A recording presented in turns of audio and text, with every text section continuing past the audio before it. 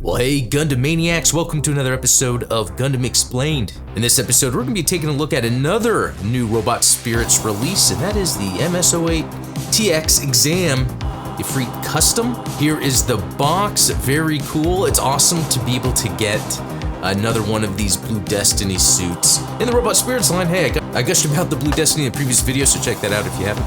But another Robot Spirits release means some more effect parts, so can't wait to dive into that. All right, to get this thing opened up, as you can see, already we're seeing so many effect parts in here. The suit itself looks great. Again, it's awesome to get something like this in Robot Spirits form. Taking a look at some of the details, I like the blue and red. We got some missile pods on the legs. Very menacing looking, but an interesting color scheme. Now, articulation's kind of standard on this, like most. The head, there's a lot of movement looking down, but not as far back, especially when you put the effect parts back there. Yeah, there's some neat leg articulation moves as you'd expect, even with the chunkier legs. Arms have that added articulation in the elbows. I mean, just even with the shoulders, you still get a lot of room. So all that typical Robot Spirits articulation you've come to expect. And neat little Xeon style tubing.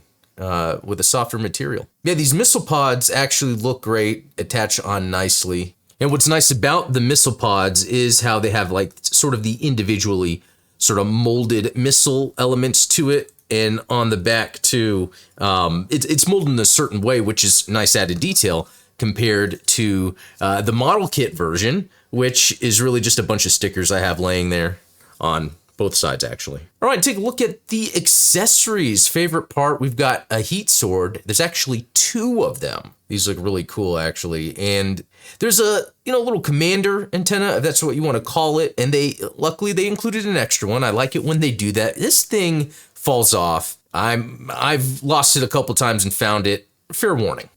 So there's these neat attachment points that come with the Efreet, and they even come apart in two pieces for the purpose of attaching it to the Efreet itself. So you can do the side skirts if that's where you want the sword handles to be, but you can also put it on the back, and that also allows another way to have the swords on the Efreet. All right, and when it comes to the hands, we get all the same hands we're used to. What I love are the two like dynamic style hands.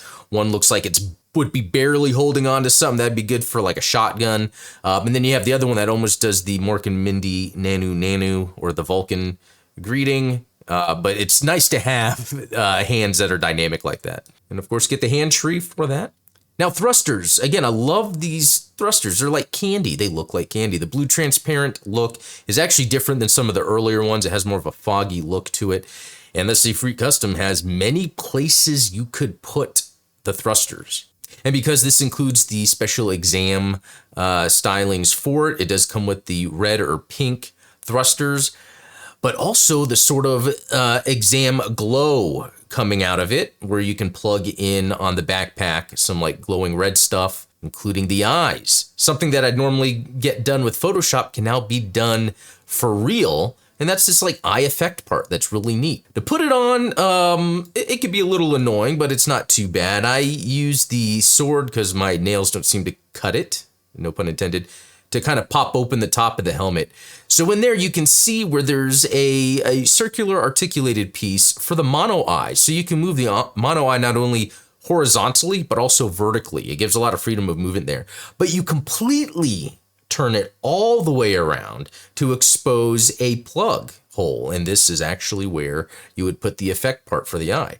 I'd suggest taking off the commander antenna as you do this because it's going to be so easy to lose. But yeah, once you get it in that position, then you can plop in the eye. Although I will say it tends to come off a lot. You have to get it in just right. That means moving that plug hole vertically just right to have enough space and clearance for the molded parts of the eye to fit in like a puzzle piece. It's really hard to see because it's very small, but yeah, that's how that works. Anyway, with it on, with all the exam stuff going on, this is a very unique Robot Spirits action figure, kind of almost getting into the fantastical realm when it comes to real robot mobile suits running around. The Blue Destiny, while being blue, has a grounded look to it. The Efreet looks like just a monster, and that's awesome.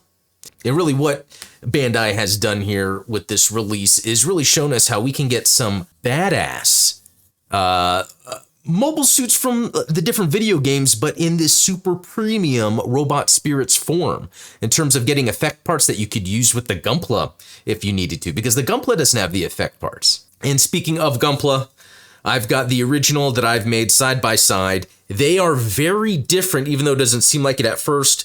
We have the red/orange looking a little different. The model kit has some more toy looking things where the robot spirits seems a little more premium, but I do like the detail I was able to put on the Gunpla version by putting the panel lining on it, top coat, but they are very different. Also, the arm of the Efreet, you could take off this blue piece and exposes the red or the orange, sort of like dagger, kunai, missiles, whatever it's supposed to be. So just another element to this that's pretty neat. So there you have it, the Efreet custom from Blue Destiny in robot spirits form. I'm excited this exists. I can't wait to see what else they come out with. And I know I keep saying that, but between Blue Destiny and Efreet, we've got the whole line of video games to go after. And I think the Holy Grail, the one that I would want to get the most, is a Toads Ritter. Let's hope that happens. And I do want to express the articulation here works very well, especially considering the setup of the Efreet custom having the two swords. You're going to want something nimble like a ninja, and this allows you to do it, and it makes this a really fun figure to have in your collection. Well, anyway, there you have it. Let me know what you think. Are you picking this up? Do you have the model kit version? What do you prefer? Or is it just cool to have them both? Thanks to supporters for making this video possible. Check the links in the description for ways you can support the channel if you're interested in that, or join our Discord. We have a ton of fun there, and there's a lot of video gaming that happens over there, so yeah, come by and say hi. Anyway, thanks for watching. We'll talk later.